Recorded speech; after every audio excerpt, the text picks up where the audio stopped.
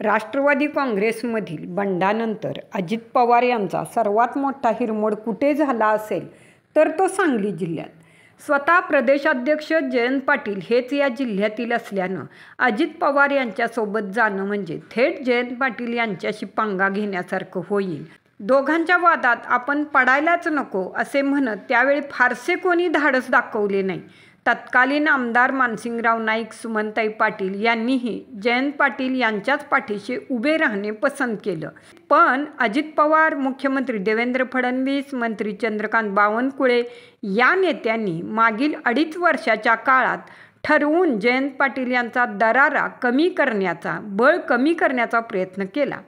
निशिकांत पाटील, सम्राट महाडिक यांना ताकद दिली. हे दोघेही जयंत पाटील यांच्या हात धुवून मागे लागले. विधानसभा निवडणुकीत जयंत पाटील यांच्या थेट आमदारकीवरच घाव घालण्याचं नियोजन केलं. अगदी थोडक्यात हे नियोजन हुकलं आणि पाटील 13,000 निवडून आले. नेमकी आणि सविस्तर बातमी पाहण्या अगोदर बोलहटके न्यूज क्रिएशन या आपल्या यूट्यूब चॅनेलला सबस्क्राईब करा. व्हिडिओ आवडला तर लाईक करा. पण यामुळं जयंत पाटील यांच्या वर्चस्वाला धक्का बसलाय हा मेसेज जिल्ह्यात गेला. त्यातच पुन्हा पूर्ण बहुमतात युतीचीच सत्ता आली. त्यामुळं नाराज नेत्यांनाही कॉन्फिडन्स आला. महाडिक आणि पाटील यांनी या कॉन्फिडन्सला आणखी हवा दिली आणि पक्षप्रवेशांसाठी पायघड्या घातल्या. याच जोरावर भाजप आणि अजितदादांनी जयंत पाटलांच्या नाकाखालून थोरल्या साहेबांचा पक्ष रिकामा करत आणलाय. सत्तेत असणाऱ्या अजित पवार आणि भाजप यांच्याकडे सध्या अनेकांचा ओढा दिसत आहे. पक्षफुटीच्या वेळी शरद पवार यांच्या पक्षात असलेल्या महापौर राहिलेल्या इद्रिस नायकवडी यांना राष्ट्रवादीत आणलं. दिलेला शब्द पाळत त्यांना आमदार केलं. एकत्रित राष्ट्रवादी असताना त्यांचे वडील इलियास नायकवडी प्रदेश उपाध्यक्ष होते.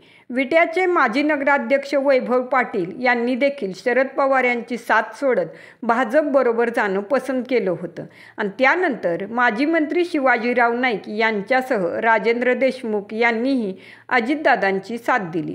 दिग्विजय सूर्यवंशी, पद्माकर जगदाळे, विष्णू माने, मैनू बागवान अशा दिग्गजांचे आउटगोईंग मोठ्या प्रमाणावर झाल्याचं चित्र आहे. नुकताच मोठा पक्षप्रवेश झाला तो माजी मंत्री अण्णासाहेब डांगे यांचा. त्यांनी त्यांच्या दोन्ही मुलांसह भाजपमध्ये प्रवेश केला. वयाच्या 90मधील नेत्याच्या पक्षप्रवेशाला स्वतः मुख्यमंत्री देवेंद्र फडणवीस उपस्थित राहिले होते. डांगे यांच्या रूपानं जिल्ह्यातील एक मोठा धनगर समाजाचा चेहरा राष्ट्रवादीसोबत होता. पण डांगे पुन्हा भाजपसोबत आले आहेत. शैक्षणिक संस्था, सूतगिरणी या सर्व गोष्टींचं पाठबळ त्यांच्या मागं आहे. राज्यात आणि केंद्रात दोन्हीकडेही भाजपची सत्ता आहे. त्यामुळं त्यांनी पुन्हा भाजपची वाट धरली असावी.